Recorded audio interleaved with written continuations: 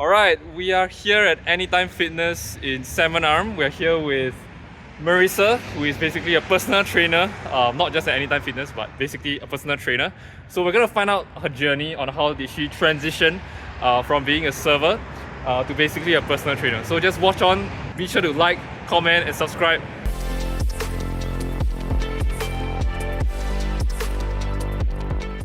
Okay, we are back. We are with Marissa, who is basically a former server. Server at where actually? Yeah, I worked at Boston Pizza, so I was a server. That's here at Salmon Arm? Yeah. Okay, so she was a server for 2 years. I worked there for 7 years. 7 years, that's super long. That was also during your college days? Yeah, when I was like graduating, a couple years out of high school, I was still doing that. So. Cool. So you were there for 7 years, and then how did that transition take place for you to go from basically a server to a personal trainer?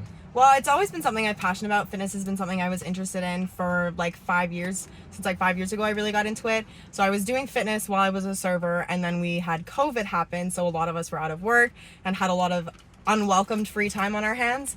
So I decided to just learn a lot more about the things that I was passionate about, which was really fitness. Like I loved going to the gym. I never felt like I was wasting my time there. I could spend hours there and like still feel really good at the end of the day. Nice. So I wanted to understand more about how to make that a possibility for me to do full time and make an income from. So I took a personal training course with all the free time I had. Wow. And as soon as I was done the course, it took me like 3 months to do it. Cool. I signed my first client, and I did in person for a little bit, but I just decided that I needed my time back. Very nice. That's very inspiring. So how do you sign up that first client? Was it like a referral? Was it like you had to go out there and prospect? Like how did that happen? I had to make an Instagram account and really get comfortable with putting myself out there on social media, because that's the thing with social media. Like someone's not going to buy from you unless they feel like they know you and like you and trust you. Exactly. And the only way they can do that is if you're putting yourself out there on social media. Correct. And so I just had to bite the bullet and get over my fear of putting myself out there online. And then someone just reached out to me and was like, I really need some help. Very cool. So one thing that, a lot of entrepreneurs or a lot of people that are trying to start a business, right, they're very fearful of is like, being able to put themselves out there in the public domain, kind of like have to show your face and kind of like have to get past the fear of being camera shy. So what advice do you have to them to kind of take that leap of faith? I think it's understanding that like you're only scared because you're worried too much about what everyone else is gonna say about you. Yeah. You're not giving enough care to like how it makes you feel, like what you're about to do. So you truly just have to stop caring about other people's opinion and understand that anyone's gonna give you a negative opinion, like something negative towards what you're doing.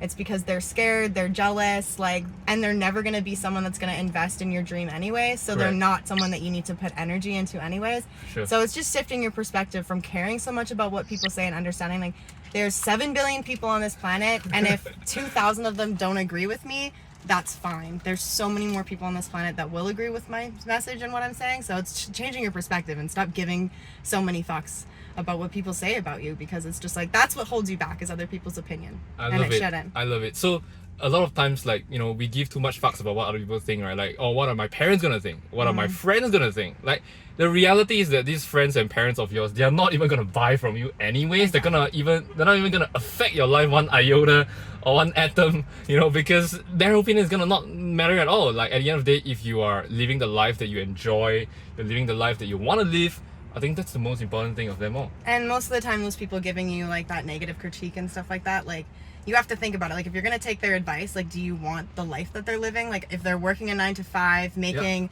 moderate amounts of money, struggling, paying bill to bill, like do you want that? If you want that, then take their advice. Correct. If you don't want that, then those are exactly the people you need to not listen to and ignore, because you're gonna get their result if you do their actions. So you need to make new actions to get a different result in your life. Yeah, so this kind of reminds me of a quote, right, from Albert Einstein, which is insanity is doing the same thing over and over again and expecting a different result. Which, if your ancestors or your parents or your great-grandparents or whatever, have been doing things a certain way, the traditional way, and they have not found a unique new way of doing things, then at the end of the day, whatever you do that is replicating what they do is just going to get you the same results, right? So that's very nice. Okay, so let's move on a little bit to because we talked a little bit about your successes and how you did that transition, right? So one thing is like during COVID, it was a big hit, right? Everybody was skeptical. Everybody's like, lose their jobs, and then there's this whole, fiasco going on of like, you know, What the future yeah, holds. yeah, exactly. Yeah. So it's very uncertain. So at that point in time, how do you overcome these challenges? How do you kind of pitch to like your prospective clients that, hey, you know, the online training is the way to go? Because people are very used to going to, you know, Anytime Fitness behind us, right, to kind of work out, to kind of find their personal trainers to do a physical workout, right? So how do you, you know, convince them otherwise? And you know, Yeah, because obviously during COVID, like everyone's super scarce with their money and like trying to be super fruitful about the future because they just don't know what it's gonna hold. Yeah. So I did think it's like really placing it on like how people are feeling emotionally during COVID. Like it's very stressful. It really causes like a lot of like emotional stress on you, and not doing anything with that correct. isn't gonna serve you at all. Like you need an outlet, you need somewhere to prosper positive emotions, build Yeah. confidence in yourself, and like that's the number one place you can build that is in the gym. Correct. So I think just like positioning it as a way for them to really like grow out of that scarcity that they've been living in, and like telling them that like you're feeling this way because you're not doing anything different, and we need to get you in a routine that like lets you express all these emotions in like a healthy way that builds confidence. Right. Just positioning it in a way that's a huge like benefit add to their life versus being like I'm taking away more time from you and stuff like that. Does that make sense? Yeah, for sure. So I'm sure, no, because again, I speak to business owners every day, so there are all these like kind of objections, right? You know, that happen. So for you, like, what was the biggest objection that some of the prospective clients kind of had? You know, like, oh, I don't have the time for this, or like, It's oh, normally yeah. finances. Okay. Normally people are super scared with their finances. And honestly, it just really takes you. And the reason people are super scared about that is because 99% of people don't budget. They Okay. don't know exactly what comes into their bank account, and they don't know exactly what leaves their bank account every month. Okay. So usually there's like a little like $10, $20 purchase like every week. And like those add up. Like that's easily $80, $100 a month that you're spending on a coffee. You're Yeah. spending on like a dinner out, like I don't know, an extra dessert, like ice cream from the store, like something extra you're getting at groceries. Like there's those little things. So I think it's just like understanding that like I'm not taking away Okay. like a bunch from you, but they just need to just really like audit what they're spending their money on, because that was like the biggest thing that people were Okay.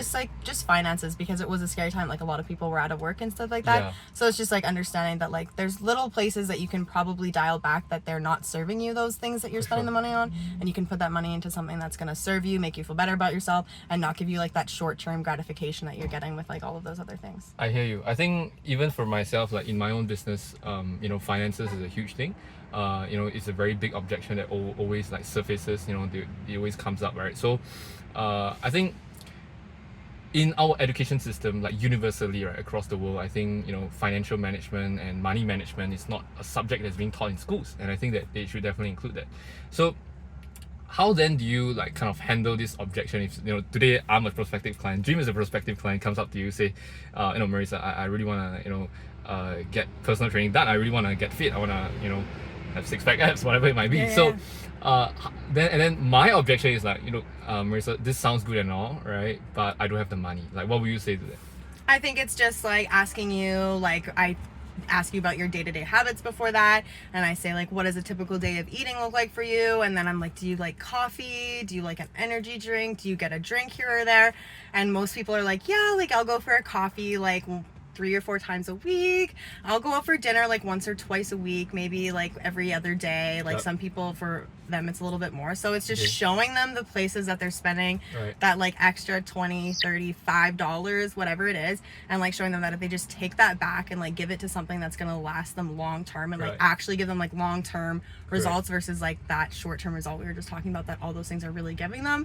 I think it's just changing their perspective to see that like they're going to get way more benefit investing that money back into themselves versus sure. just like putting it into like short-term gratifications. For sure. That's a very interesting perspective. Basically, like trying to tell them, like trying to audit, you know, their finances and see like, hey, where can you reallocate this to kind of better your life? Like where is it going to help you more? So for me, like, I mean, this is probably may or may not help you, but in my experience, typically when I, you know, see this objection come out, right, and it surfaces, because I work with many different clients from all different spaces, like real estate, you know, personal training as well. I think we even have like aesthetic clinics and whatever, car rental agencies, stuff like that. So how we typically try to advise our clients to handle this objection, right, is a bit interesting also. So what we do is we also basically just counter ask them a question. So instead of answering it themselves, instead of answering the question directly head on, we ask a question. So I'll give you an example. For example, Marissa, you say like, look, Jim, I don't have the money. And then what I will do is I will ask you, okay, Marissa, I understand. No, most people do say that, they don't have the money. All right, can I just ask you one question? How much is health worth to you?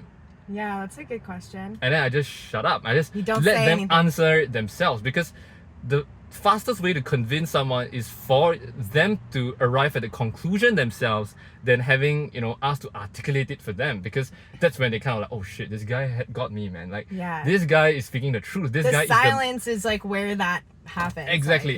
Like, yeah. It's like you are the merchant of truth, and then you let that pressure build up, and then Yeah, they naturally build the answer it silence. themselves. And then it's like, oh shit, I'm convinced. I have no reason to say no to this guy right now. Well, yeah, and when you ask someone a question like that, like nobody's gonna say $0 because it Correct. just sounds silly. Like Yeah, who yeah. says that their house is worth nothing to them? Like no Correct. one's gonna say that. They're gonna sit there and think about it and be like, well, shit. Like, okay, it's probably worth a lot more than Correct. I'm putting into it. So the thing is, like, decisions are made in the areas where they are most uncomfortable. That's when decisions are made, because nobody like makes decisions when they're comfortable. They're comfortable. Why would Yeah, they? they won't make a decision because they will just stay where they're at, because that's comfortable. That's comfort, right? Yeah, it's uncomfortable choosing Correct. something different for sure. Correct. So that's typically how I do it, and then that's one way, right? The I like second, the other way is kind of like pre-framing them in that sense, right? So what I do is, like, before we even get to the price, I just upfront tell them. I just say, like, okay, this thing, so like when I get on the phone with them, right? Okay, at the start of the conversation, I'll just ask them, okay, how this call is gonna work is that I'm gonna be asking a few questions. Yeah, perfect. Okay, and then at the end of the call, okay, you are also gonna be able to ask any questions they might have regarding our services to see if we are the right fit for each other. Because I can tell this, we don't accept many clients, but when we do, we make sure that we are the right fit, so that we can help you get the results that you want. Yeah. So that's pre-framing.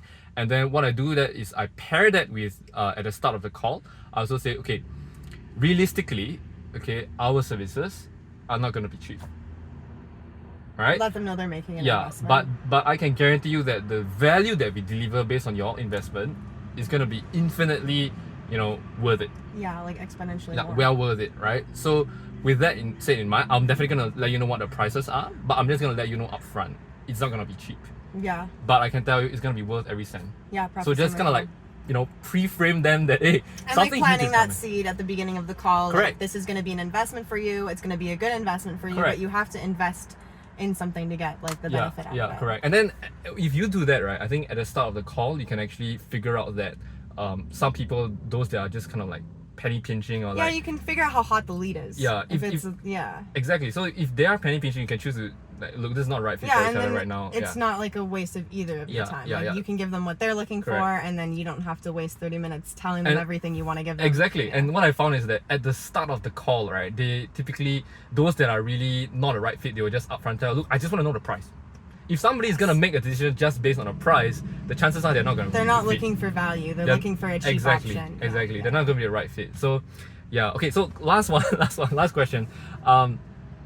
So what is one closing advice that you have for people that kind of like want to quit their like 9 to 5 job in that sense, or kind of have dreams of trying to start their own business and trying to make it out in the society? Because I think in schools, right? Okay, most of the times in college or high school or whatever, our teachers usually tell us like, hey, you gotta study hard, you gotta get good grades, you gotta go to an Ivy League university, and then you can land a good job. Get a great 9 to 5. Exactly. But one thing that's not being talked about is entrepreneurship. It's like Yes. trying to start your own business, or trying to kind of provide that value to the world. Yeah. So what advice do you have for somebody that wants to kind of like go towards this entrepreneurship path? I think the biggest thing is figuring out what you're passionate about, because like you're going to be spending, you have to understand that when you stop doing a 9 to 5 and you start working for yourself, you're working 24/7. Like you're not getting time back. You're taking way more time out of your day. So you need to make sure that you're giving that time to something that you love doing. Like it can't be something that you're like, ugh, this is great. It's been 6 hours. I've done this. Like it has to be something that you want to do all day, every day and feel good about doing. Yep. So I think you need to find something that you're passionate about first. And then once you find something you're passionate about, there's literally a way to monetize everything. People literally knit stuffies and like sell them. Like you can do anything online that you're Right. passionate about. So it's truly just figuring out what you want to spend your entire day doing.